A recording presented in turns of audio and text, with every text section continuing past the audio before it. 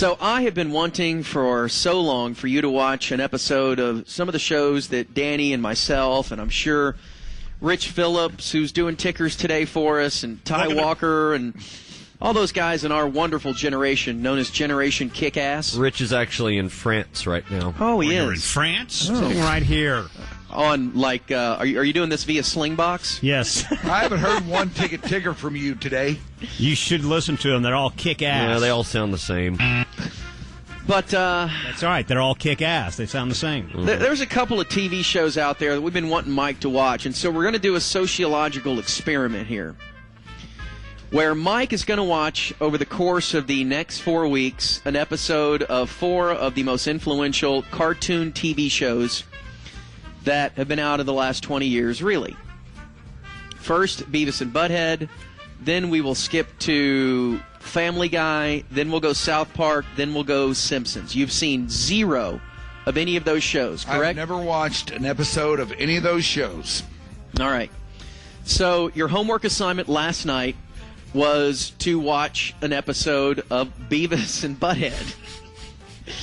Now, Beavis and Butthead ran from 93 to 97, I believe, on MTV. It's still the highest-rated show that network has ever had.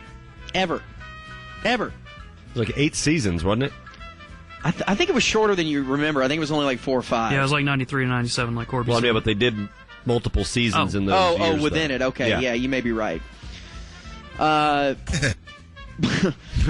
But whatever the case, it was Mike's job to watch it. Now, they've done a reboot of Beavis and Butthead. It hadn't been on in 14 years, and Mike Judge decided to get the gang back together and start making it again. I think MTV money whipped him, and he had some fresh ideas. And it's still funny. It's still the same formula where the narrative is not funny and boring, but when they're doing their Mystery Science Theater and commenting on videos and TV shows, it's hilarious. And they have more to work with now that reality TV has taken over television. Yes. You know, I mean, it's... And they're essentially just kicking MTV reality shows in the nuts. It's low-hanging fruit. So we commissioned Mike to watch an episode last night. Now, Danny wanted him specifically to watch the second episode of this season. Yeah, with the real-life addicted-to-porn guy. Right, in which they were making fun of that. Well, for whatever reason, last night, that episode was not showing up on MTV, and you can go back and watch a bunch of different episodes, but that one wasn't there. So Mike sends me a text. Get him to read it. Well, I'm gonna read. Yeah, I'll get him to read his last part. Right. He says, "Is there a particular episode of Beavis and Butthead that you want me to watch?" The episode on the link that Danny sent is not available. However, other episodes are. To which I respond, "Watch whatever one you want, but just tell me which one so I can watch it too." So I receive a text back about 5 minutes later that simply says this. I don't want you to read this, Mike. You don't need to lower the music. He found one. Yes. Season 9, Episode 4, Holy Cornholio. So I get that text and just start dying laughing. Oh, he called me. Yeah, I had to call Danny because the first episode of Beavis and Butthead that Mike is going to watch involves Cornholio, which is so annoying. It is. It kind of vaulted Beavis into the next stratosphere, though, back in the day, because when Cornholio first appeared on Beavis and Butthead, that's all anybody talked about. Yeah, because it was when Beavis would eat too much sugar, right, get on some type of amphetamine, he would turn into Cornholio. Or Ritalin, and it's this over-amped up kid with his shirt over his head, and he's just... he just can't handle anything. Mm-mm. So, and it's just a ridiculous, like, spin-off of Beavis and Butthead. Not that it's not ridiculous enough. So, that was your entree into Beavis and Butthead. So, let me know what you thought about it. My position on this has always been that this is part of the downfall of free society in this great land of ours. Why? And I saw nothing to move me off that. It had nothing. It was not funny. There was nothing funny about it. Now, it did catch me off guard when they would go into Mystery Science Theater, as you call it. Yeah. When all of a sudden, here's Jersey Shore popping up. Yes. Right. And they're commenting on Jersey Shore. Right. And then a few minutes later, you have Teen Moms. Yeah. Or a video. Yeah, and they're doing that too. You didn't find that funny at all when they're commenting and making fun of those shows? That was better than Cornholio.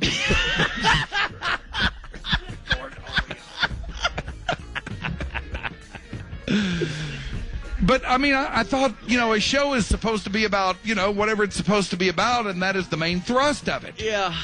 Yeah. And it just, I just didn't get, why, this other stuff was better than Holy Cornholio. Do you know? Which was Okay. supposed to be the main Right. thing about it. It's a very strange concept. But, okay, do you understand, like, how old they're supposed to be? No. You don't? They're supposed to be like 13, 14, 15. Yeah, that's something about like what that. I thought. Okay. Yeah, that's about what I figured. And They're right smack dab in the middle of early puberty. right, and That all they makes want to any do is sense. get chicks, Yeah. Yeah, they wanna okay. score. And they got an AC/DC T-shirt and a Metallica T-shirt, and Stewart the guy's has- got the Winger T-shirt. Yeah, and the I nerd. get all that, but I don't understand why they stand around and make those noises. That is the most avuncular thing I've ever heard you say. Make those noises. They're giggling. Well, that's one thing I didn't get about it. The noise. I mean, nobody This- giggles that much. no, but that's the point of it. That's like, so it makes it funny. They think But everything's they funny. don't sound like giggles. They sound They're like, not. They're painful, right? Yeah. It's annoying. Can you believe that this was such a cultural phenomenon, though, 15 years ago? I And- know, and it I has, know. and it has been ever since. I know. And no, I can't believe that. All right, I'm going to play everybody a clip from the episode last night that Mike watched, Holy Cornholio. And, this is when they started watching the Jersey Shore and making fun of it. And I thought this was really, really funny. Now, if they don't, can I just say one thing before you start? Go ahead. If they would have rolled with this, Yeah. I probably would have come away thinking a little bit more favorably of this thing. Okay. Oh, nice. My waiter's is a lean cuisine. He has a nice smile, straight teeth. Perfecto. Do you have phone number?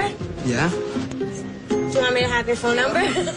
That Italian dude's like, I cannot get Italian girls. They all think I am loser because I am a busboy and I live with my mom. Yes, but American girls. Oh, yeah. How do you say, like, an easy girl? Easy girl. Easy. Okay, semplice. I'm not fat. Okay. But I have watched season 2 and 3 of Jersey Shore. I know this is not true. Yes, you are easy. Like whore. This is why I'm with you. You're not my first choice, but you are the sluttiest. I worked my way up from you to Snooki, then to JWoww. Popcorn. Well, you guys get it in. I come off as, like, a hard exterior, and, like, I can take, like, when the boys pick on me. Yeah, she has a hard exterior, but deep inside she has a soft, nasty, slutty center. All right. That's not funny. Yeah, somewhat. I didn't even chuckle for the whole thing. You never did? No, never did. Not once. Okay. Did you go into it with a bad attitude? No, I didn't go into it. Yes, he did. No, I didn't. I went into this with an open mind. I said I would do it, and I went into it with an open mind and a willing heart. So, this is I mean, it when was time for me to learn from Coach Clemens. I want to know what you thought at this moment, because what I'm getting ready to play is when Beavis turned into Cornholio, and I know you had to be going, what the hell? Because it is so dumb and so out of left field. He's in a hospital that he drilled a screw through both his hands on accident. Trying to put a screw in G.I. Joe's butt. Right. And so he had to go to the hospital, and he took all these pain pills, which the doctor told him would get him very excited. So, of course, he eats the whole bottle, and here's when he turned into Cornholio as he's passing past this, It's like a cult. well, yeah, and he goes into this room where this woman had just delivered her baby. Not better. Not bad. A little bitter, but... Whoa. Hospitals are cool. Are these the noises you're talking about? Yeah. And all they do is make those noises and say stuff is cool or stuff sucks. That's it. All right, hang on. You should just, like, hang out here. Settle down, Beavis. He's so beautiful. What are you guys going to name him? Well, we've always liked the name Theo. I am Cornholio. You will name your baby Bungholio. Come on, Mike. Are you thinking, what the hell? I am Cornholio. You will name him Bungholio. You didn't like it?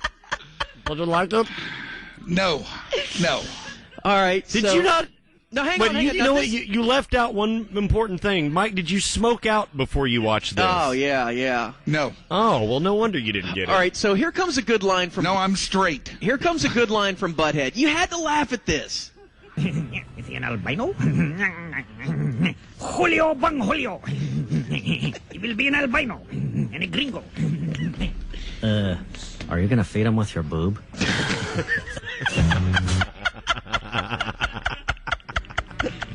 Are you going to feed him with your boob? That didn't move the needle much. Oh, man. All right, one more clip.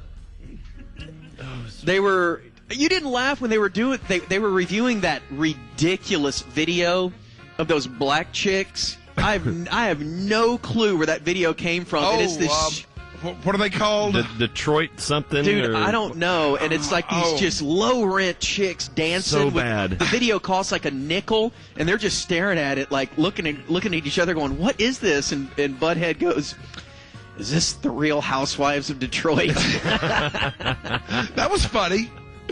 That was funny, but it was such a non sequitur. I didn't see how it fit in with the whole Cornholio thing. Oh, it doesn't. It doesn't. All right. So ahead. they start reviewing Cage the Elephant, their video, and it's just this cacophony of cars. Oh, and it's skateboard men going nuts in an fireworks, auto pound. and there's an Indian involved. And I thought, All right, by this time, I'd kind of caught on to this a little bit. By the time Cage the Elephant rolled around, right? And no, You didn't laugh? No. All right, these are some funny lines. Check it out. An Indian. Something I always wondered about Indians. Are they Mexicans? Beavis? Yes. Remember you asked that question in social studies, and the teacher sent you to the principal's office? Oh, yeah. And the principal didn't know either. Until they started setting stuff on fire and breaking stuff, I thought this was that J.C. Penney back to school commercial. That was funny. I thought this is funny. Did you know that Indians use every part of the firework? Whoa, really? Nothing goes to waste. Because they're shooting off fireworks. Oh yeah, there's fireworks going everywhere, and he gets real somber. Nothing goes to waste. Come on, man. These Cage the Elephant kids would make horrible parking lot attendants. Yeah. I'd hate to park my car in their lot. Well, all right. So, Mike. One is down. Oh, Shoopy. Thumbs down for Beavis and Butthead. All right. Next week. Two thumbs down. All right. Next week, Family Guy. All right. I can't do The Simpsons next week. You know what? Do whatever you want. Should we save Family Guy for last? Yeah, hate The save Family Simpsons. Guy for last. Everybody tells me I like Family Guy. All right. We'll save Family Guy But for I think last. I'm going to hate The Simpsons. So let me do it next. All right. We'll give you The Simpsons next week. And I'm hand-picking an episode, okay? All right, okay. I'm going to hand-pick what I think is my favorite All right. episode. Okay. All right. Fair enough. Got anything else? Oh, yeah. Yeah. Coming up next.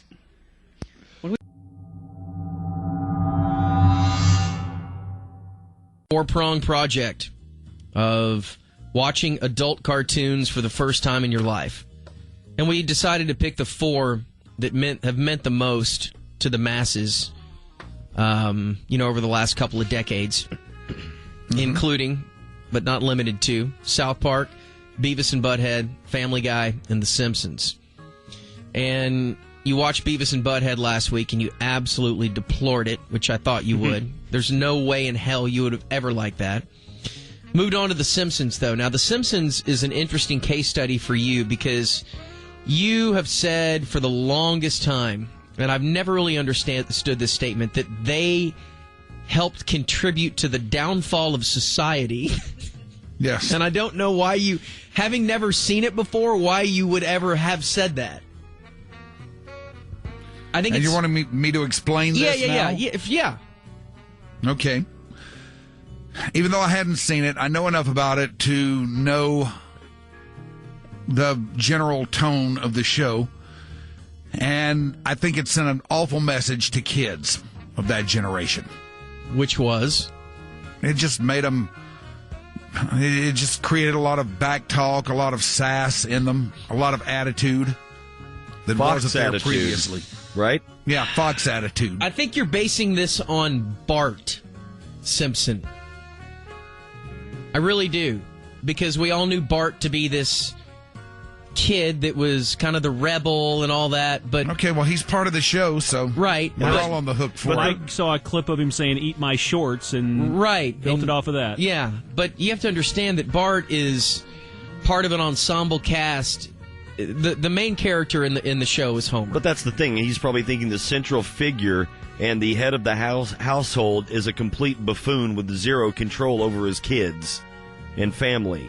Right, but... I mean, we've seen that in We've seen All that in the Family since Mike was a kid. Yeah, since The Honeymooners. This was just a cartoon version of it.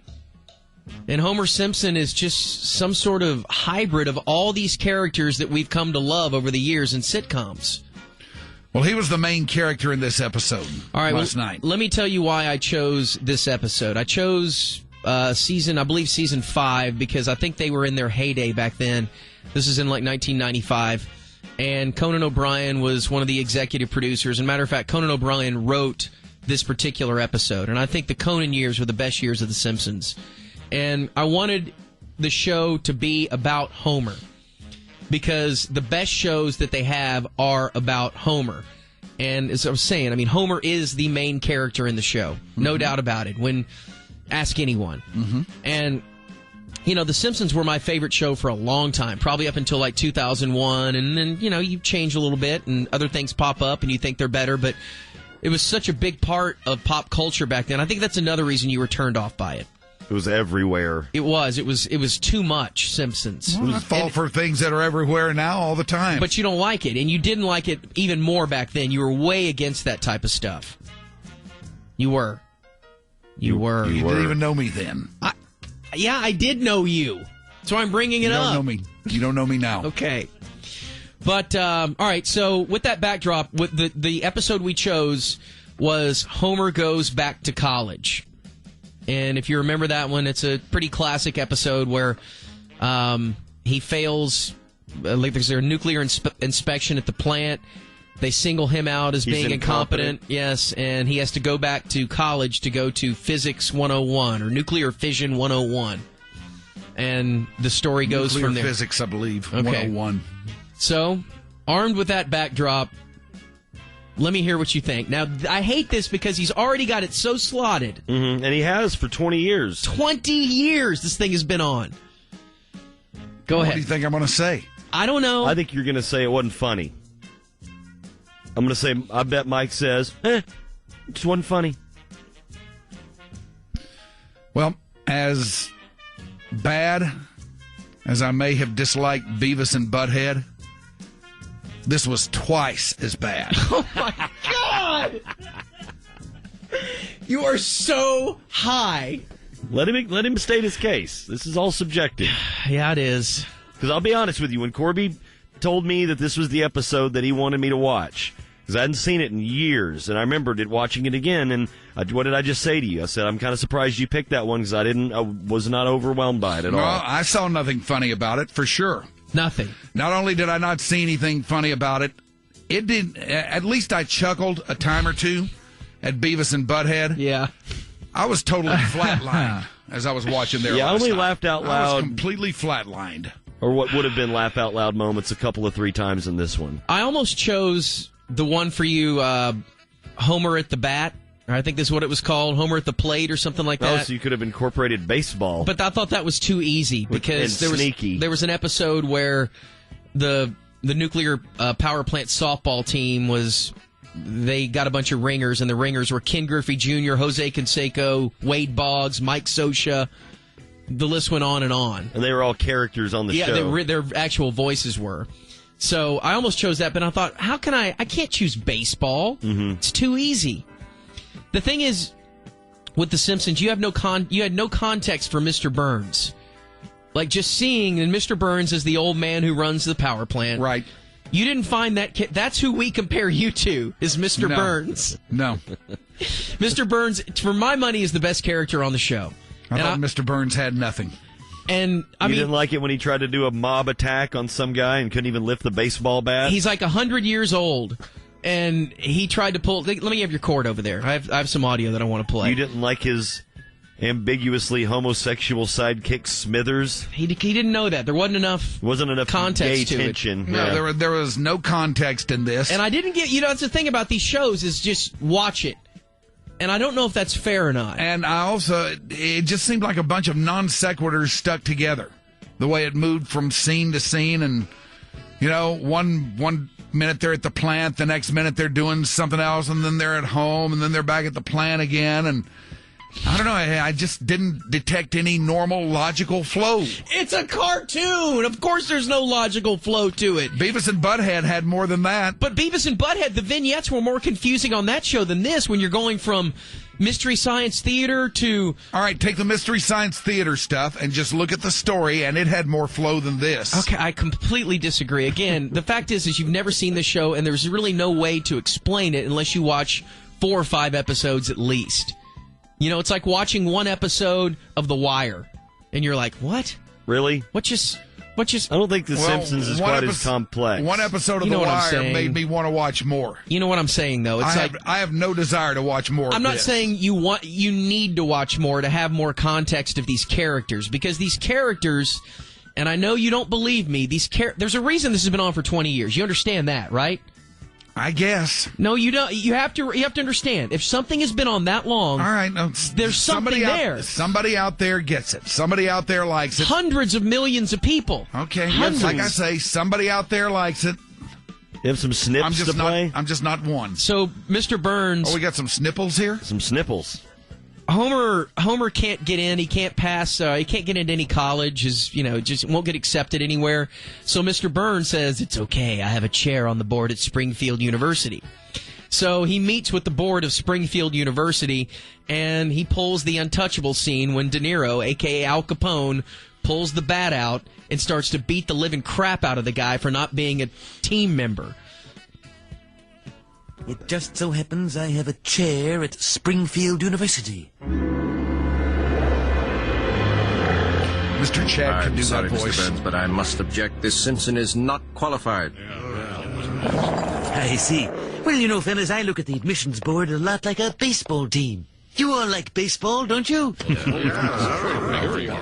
Yes, well, to have a successful baseball club, you need teamwork. Not some hot dog admissions officer playing by his own rules. Excuse me, what are you doing? He's trying to kill the man with a baseball bat, but he's too weak, and he's only basically taps him like a toothpick, tapping him just barely. Pardon me, what are you doing? I'm giving you the beating of your life. Look, stop that. If you wanted him that badly, why didn't you just say so? Smithers, dismember the corpse and send his widow a corsage. A corsage. Dismember the corpse. I'm still alive, sir. Dismember the corpse that you barely hit. That's not funny to you? That wasn't funny at all to you? No. You didn't find Homer, God, that's loud. You didn't find... Christ. Dude. You didn't find... Now that's funny. Whenever Homer sat down, he was interrupting Bart's television time, or Bart was interrupting his TV time, and he knew that there was, quote, something he needed to watch on Campus Life. Oh, yeah. And then he sits down, and there's the School of Hard Knockers, that parody of every stupid college show that's ever been made. No. You can bring it up now. in a soft drink. Steaky. You didn't, hang on. You didn't like Worcestershire sauce in a soft drink? That was mildly amusing. In a soft drink. It's about time Conan contributed something to there's a this. program about campus life that I really should watch. We now return to School of Hard Knockers, starring Corey Masterson. Who's that? Some typical. Dean Bitterman, I hope nothing unsavory happens during my visit. As you know, I am the President of the United States. It's just so. It's perfect. It's the perfect satire on all of those. It's Animal House. Yes. It's Revenge of the Nerds. It's all of it mixed together. Your sense of comedy is awful. Oh, don't worry. Actually, it's spot on. I'm right about this. Chug-a-lug House. Oh, I hate that lousy Dean. Your bra bomb better work, nerdlinger. Bras are falling from the sky now. Corey? Don't worry, Mr. President. Mr. President! Lighten up, Bitterman. That youngster will make a perfect addition to my cabinet. Secretary of Partying Down. Yes! Take that, Bitterman! Finally. Now, I will say this. Yes. Go ahead. It did not help that TC's link was to some Norwegian porn site. Yeah, and the episode was in it was in SLD, super low definition. Oh, really? Yeah, it was really SD. that one. Yeah, horrible quality. Was it really? Yeah. Yes. It's Norwegian porn. Well, I hate it that you didn't like this. I thought that there would be some sense of comedy that you would get at least. I think when the writing, unplug that. When it got more into like the 2000s, it seemed like the writing in late 90s and early 2000s, the writing got a little bit more biting, a little bit more, I don't know, sexual. It got a little more over the top. You know, kind of how like the Family Guy is now. It seemed like it started going that direction. This episode, for me, I mean, I remembered it and I watched it again, but it seemed kind of tame in comparison to the lengths that The Simpsons will go, which I think is one of the most funniest shows of all time. I thought that this represents what most people, the majority of people out there who consider themselves Simpsons fans, will tell you seasons 4 through probably 10 are the best seasons. Without question. Well, this was nowhere near as abrasive and over the top as I was expecting. No, that's the thing. The Simpsons is not that. It's never was supposed to be over the top. That's the Family Guy. This is just smart comedy. That's what it's been called for years and years. It's never been over the top. Never.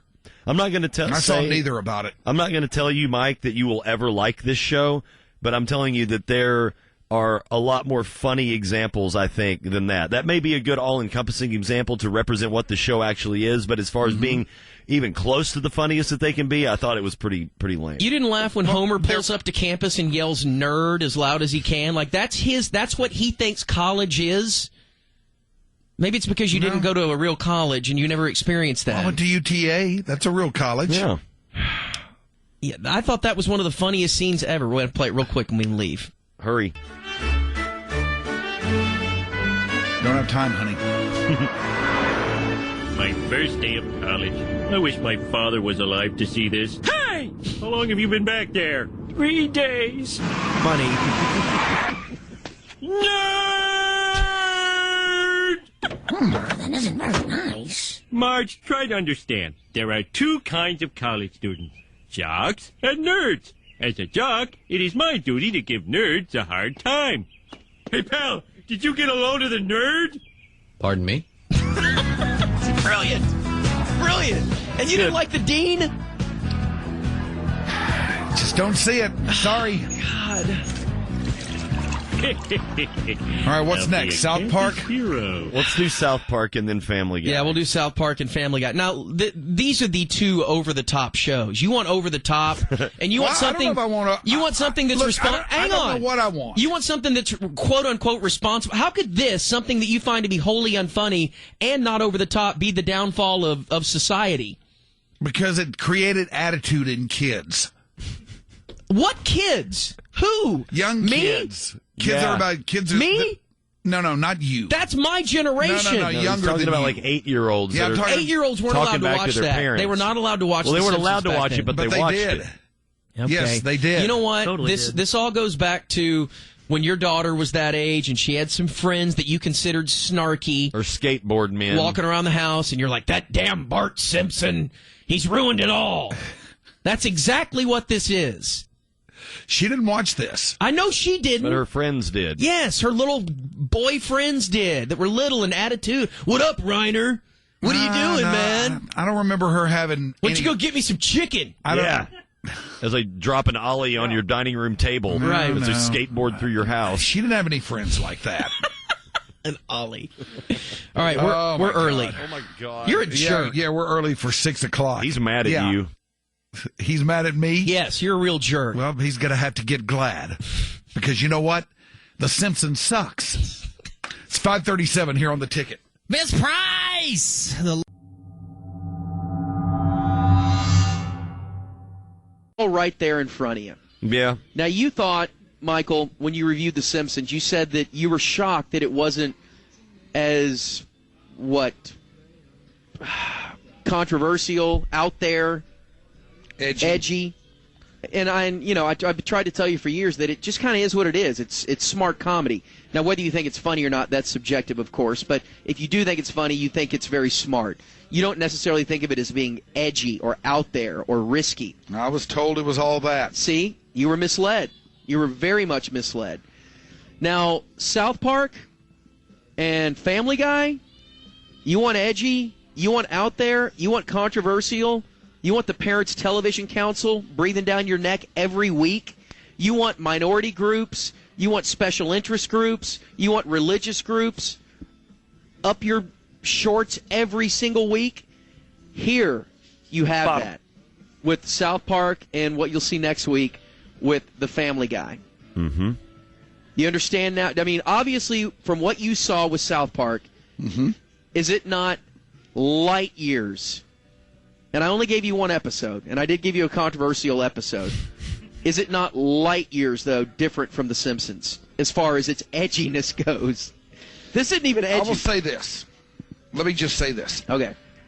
Out of all those things that you rattled off, yep, it's pretty much a clean sweep across the board with this thing.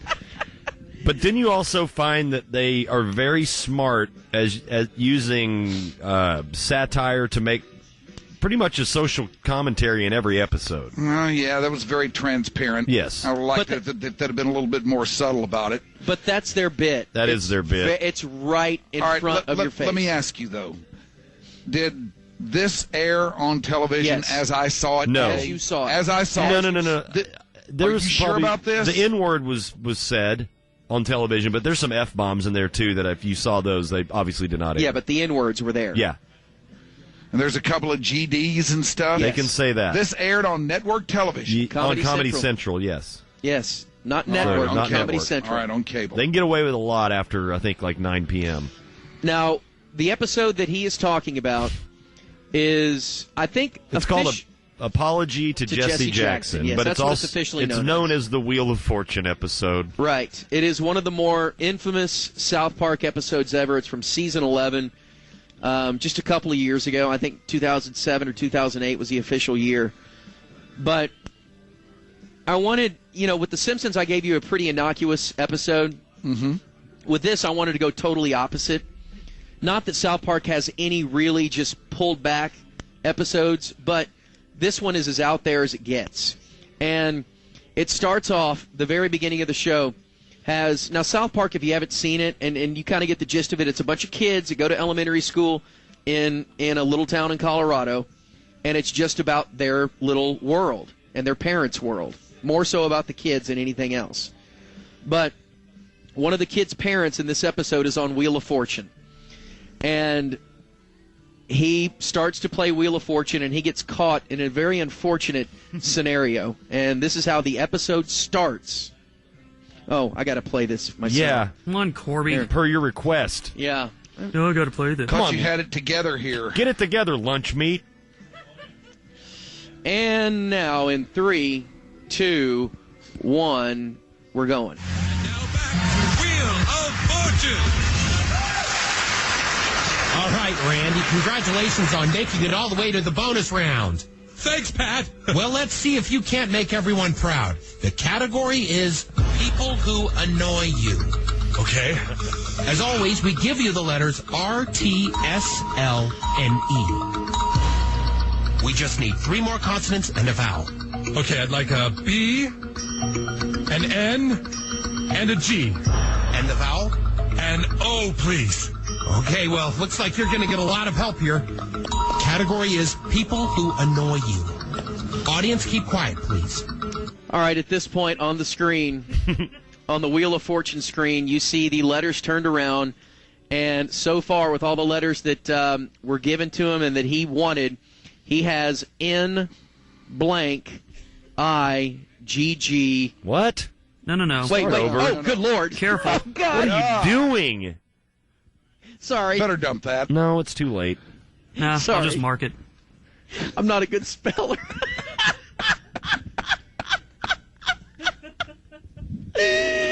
Wow. Oh, no, don't keep going. N blank G-G-R.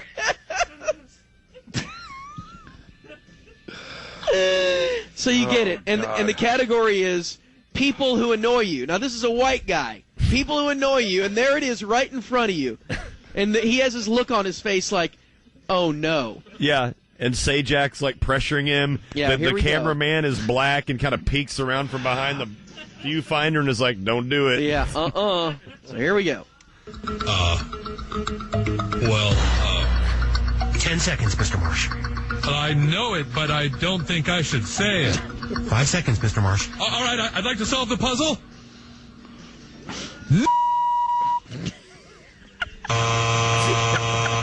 Huh?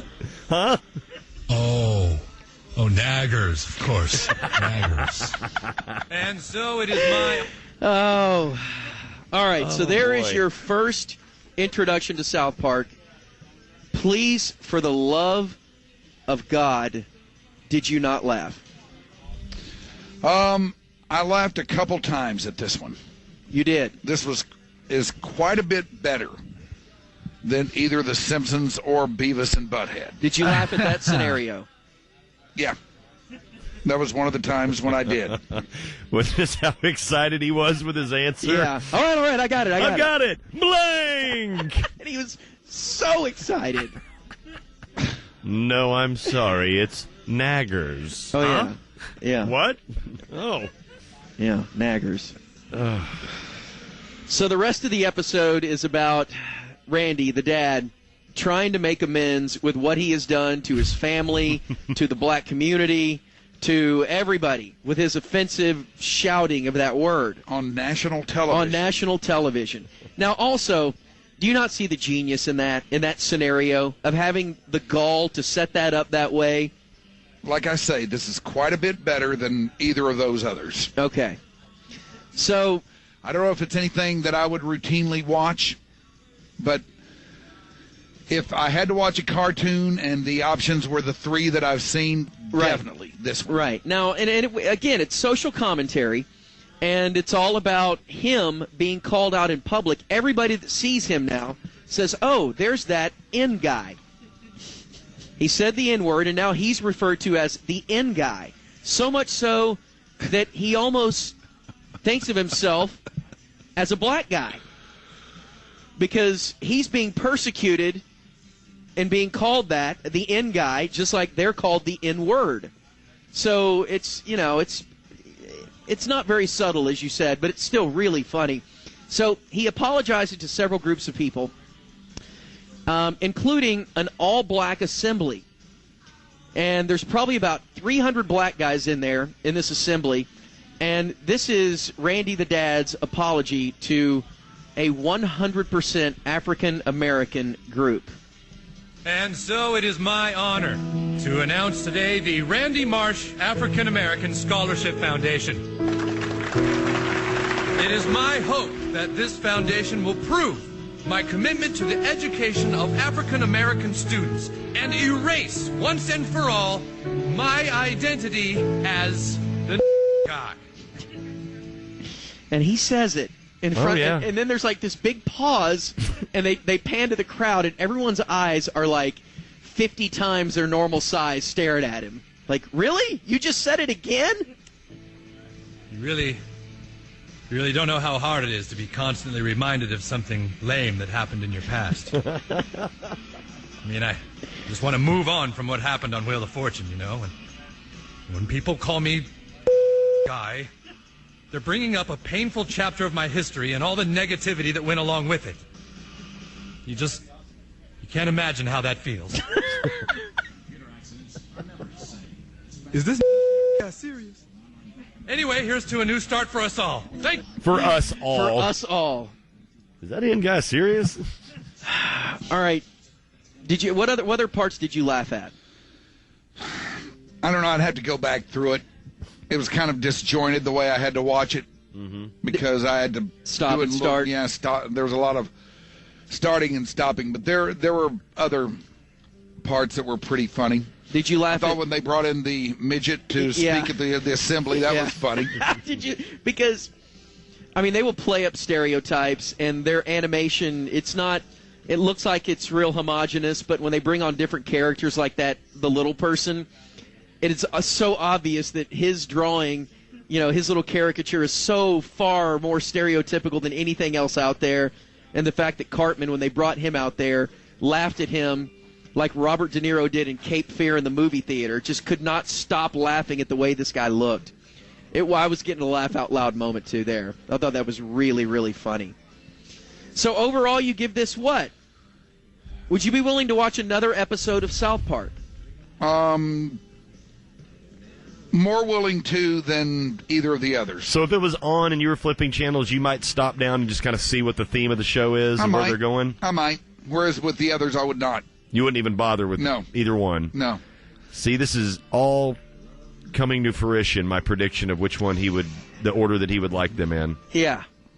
Now, look, you're talking about... You thought I would like South Park better than... I thought you would like South Park, Beavis and Butthead second, Family Guy third, and Simpsons last. But we'll see. Family Guy is yet to come. Now, maybe changing my attitude. I think Family Guy may be first or second now. But you have to understand that you're dealing with right here, and I know you've read so many articles, and we've talked about it during E-News on South Park, and Trey Stone and Matt Parker are gods in the industry. But and two of the funniest, smartest guys. And, they have a Broadway thing going on, which I believe is like one of these sold-out, can't-miss Broadway things. Right now, it's like the hottest show on Broadway, comedy. I don't really even know what it involves. It's the Book of Mormon. It's kind of a takeoff on one of their episodes that they did about Mormonism. Oh, it is? Yeah, Book of Mormon. Oh, my God. Well, I hear that is like the show to go see right now. But it's also a show that is so mired in controversy. And these guys, there are no rules. None. It's like Comedy Central just says, do whatever you want. We'll run it. We'll take the heat for you. Yeah. And knowing that about them, you have to respect them a little bit. Now, I was thinking as I was watching this that it was on network TV. Like what? Like Fox or something? Yeah, like Fox or, oh my God, no. Maybe the CW or, I don't know, one of those. And I was wondering, man, how do they get away with all this? But now that I have that bit of context, that kind of changes things around. And the picture's a little clearer now. But I liked it all right. It's not bad. All right, so next week's the Family Guy. So if anybody has any suggestions Family Guy-wise, I'd like to take it. Not that the Family Guy, again, it's like South Park, they don't hold back. But I would like to go pretty far to the controversial side with Family Guy if we could. Now, everybody has told me that I'm going to like Family Guy better than any of these. They have? Yes. Well, it's my favorite. It's my favorite comedy in the history of television. Ever. I mean, even before any of this started, whenever this would come up on the show. Yeah, we used to tell you that. And it would get mentioned. I would hear from many others that, no, you got to give Family Guy a shot. You'll like it. It's right up your alley. So we'll see. I want to get him the Family Guy where half of the episode is a Conway Twitty video. Yeah, they'll play like 3 minutes of a Conway Twitty song. Here's Conway Twitty. For no reason. I like Conway Twitty. Me too. Baseball's next, my friend. Awesome.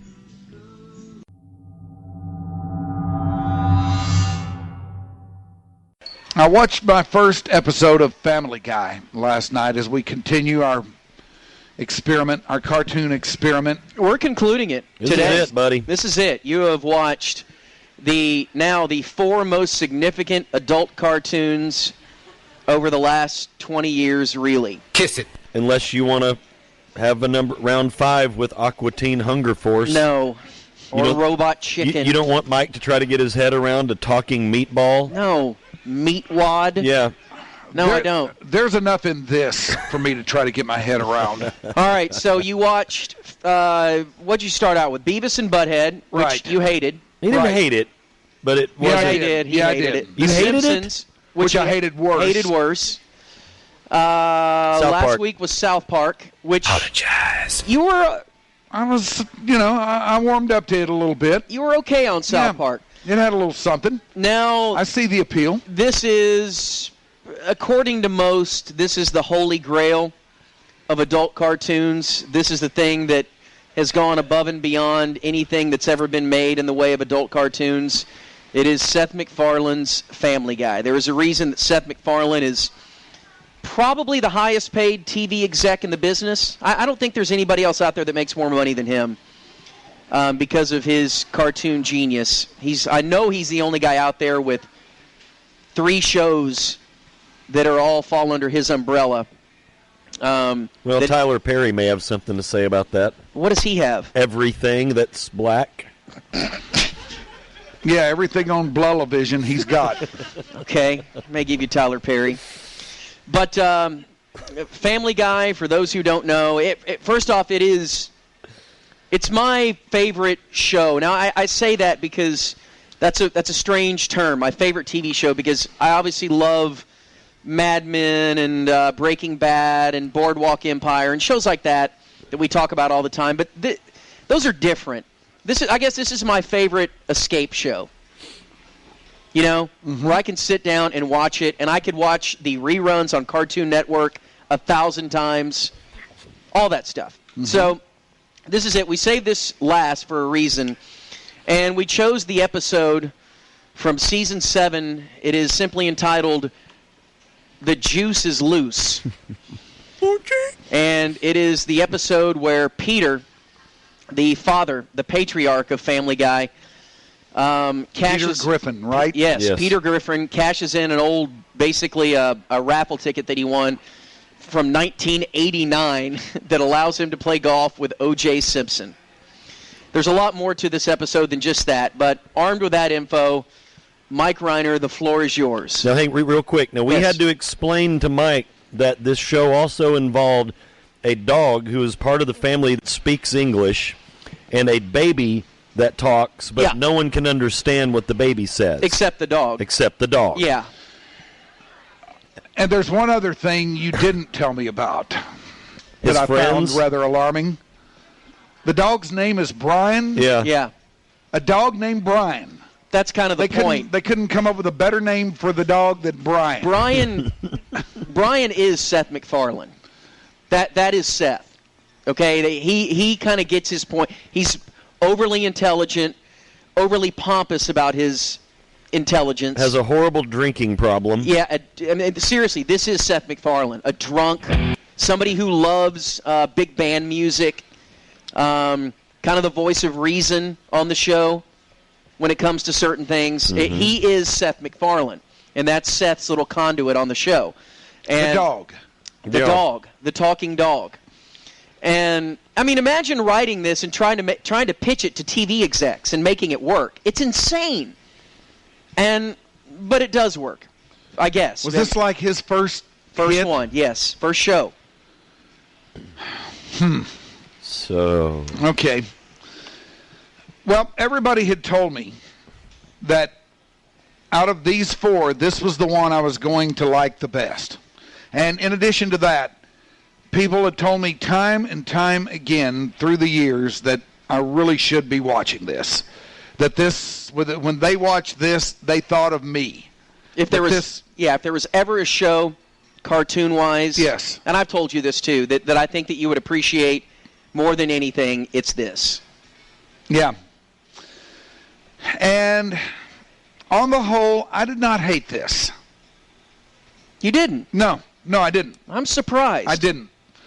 Why, you were thinking I was going to hate it? Yeah, because, again, it's just so much. for one episode. You know, I mean, and you could pick any episode, and there's so much that goes on in these, and there's so much about these characters that you don't know, that one episode's not enough. And I can see where if you take it out of context... Yeah, I mean, you had the pillow fight and everything like that. It just... Yeah. I mean, it just goes from one non sequitur to the other so fast until it finally lands on the OJ thing. Right. And, you know, I was... I have a very linear mind.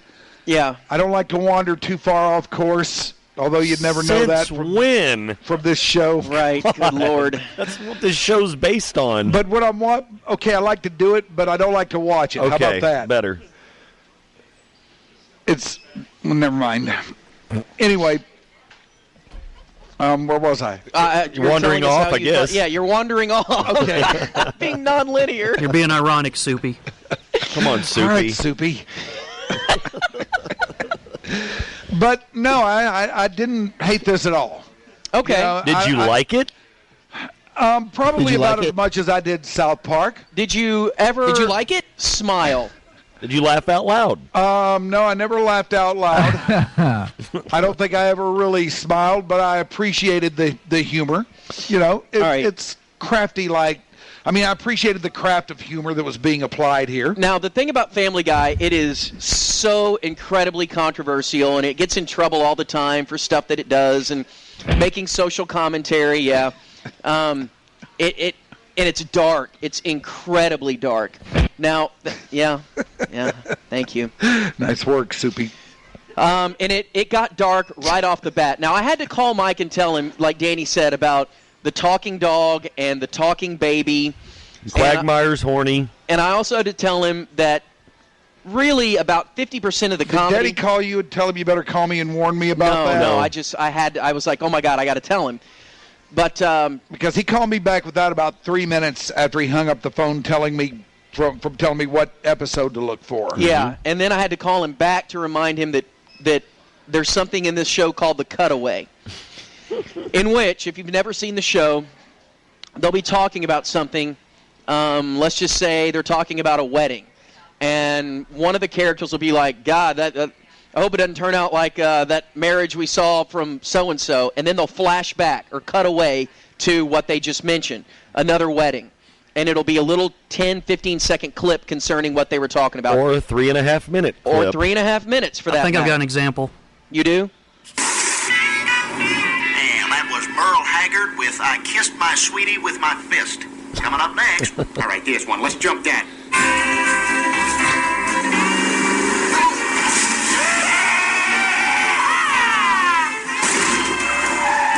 Oh, that was great. Hey, next time let's get Meg to be Boss Hog and Chris can be Anus. Enos. What did I say? Anus. Not really a That didn't quite cutaway, count. but- I'm sorry. It's okay. It's It was still funny. But yeah, they'll cut away, and they do this 7, 8, 9, a million times an episode. It doesn't really matter. Mm-hmm. So they did it right off the bat, and it encompassed everything that's really uncomfortable, but yet at the same time genius, because you don't know whether to smile at a lot of this stuff. This is incredibly dark, what I'm getting ready to play. Peter basically, at the beginning of this episode, was commissioned to babysit their infant son. And Lois says, now don't, and you'll hear it in here, don't let what happened last time I left you alone with one of our kids. They immediately cut away to a cemetery. They're hovering over the grave of Peter Griffin Jr. of their dead baby. And listen to the line that is issued here. I can't believe they even write this stuff. I know. Book club. You'll babysit Stewie? Only if I can have a popsicle. Only if you say it right. Popsicle. Good. And you better be responsible tonight. I don't want a repeat of the last time I left you alone with one of our children. It's just so horrible. I'm sorry, Lois. I thought if I shook him enough, he'd stop crying. I was kind of right. God. So that was awful. Awful. I know. I was kind of right. Awful. I know, and I always just kind of half smile at that stuff. Yeah, I know. Always, Good God. no matter what. I just shook my head. So a few minutes later, now, and they'll get so obtuse on you, and you don't really know if it's supposed to be comedy or what. And one of the reasons that I'm really glad I picked this particular episode, now this is a staple of Family Guy. They've gone to this well a bunch of times, maybe once a season probably, in which something really uncomfortable happens, and Peter will basically say, oh my gosh, the only way to get out of this one is to distract Lois or whatever. And so this is this is the distraction he picks, and I laughed so hard when I found out that this was in this episode. Yes, me too. When you texted me, I was so excited. They're in a pillow fight right now, and because he's supposed to be babysitting their kid, but he and his friends get into a pillow fight. Lois walks in, gets hit in the face. The wife does. Oh, my God. Sorry, Lois. Peter, what is our infant son doing up on the roof? There's a raccoon up here. Yikes! Looks like I need a distraction. Ladies and gentlemen, Mr. Conway Twitty.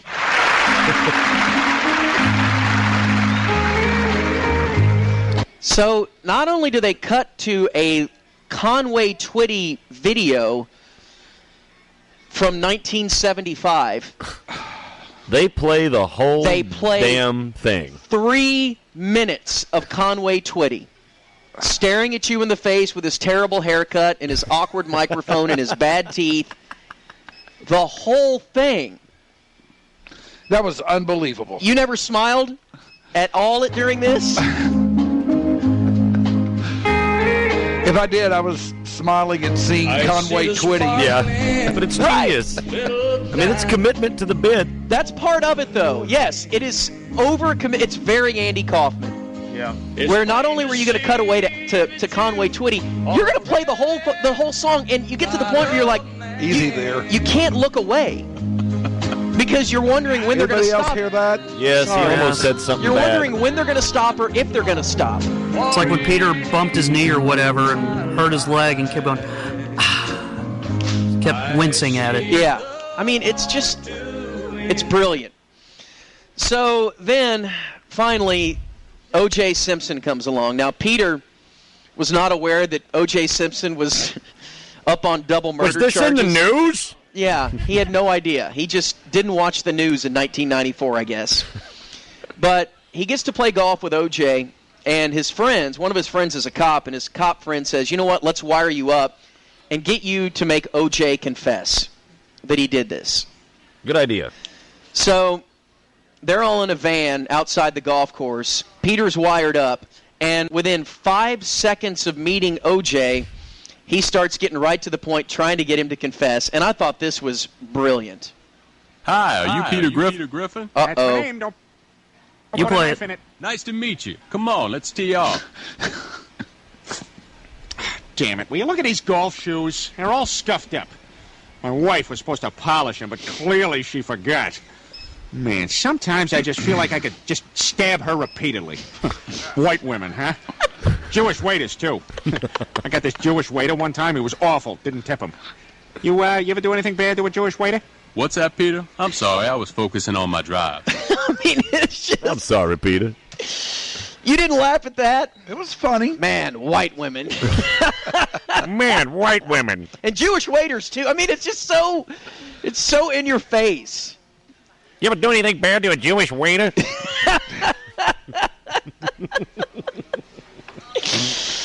Oh man, I'm sorry, Peter. And basically, OJ, the whole this version of OJ is so. Man, I just can't run from this trouble, can I? I mean, he convinces basically Peter and the whole town that he's innocent. That he's innocent, and that he's just a misunderstood guy, and he's just this gentle soul, and the whole town basically comes around on OJ that not only was he innocent, but it's wrong for society to jump to conclusions, and finally, they're all hugging him and everything, and there's just this scene at the end of all the townspeople coming to realize that they've done something wrong. And once they finally realize this, O.J. pulls out a knife, stabs 2 of the townspeople, and cuts one of their heads off and runs away. Did you not laugh at that? It was funny. Yes, it was funny. That was the climax, Mike. Yeah, I know. I liked it. And then Peter goes, it was okay. Peter goes, I guess he did do it. Well, if you gave this show a chance, now I'm not expecting you to go out and watch anything like this because I know you don't generally like cartoons, but I'm telling you, if you watched 4 episodes, 4.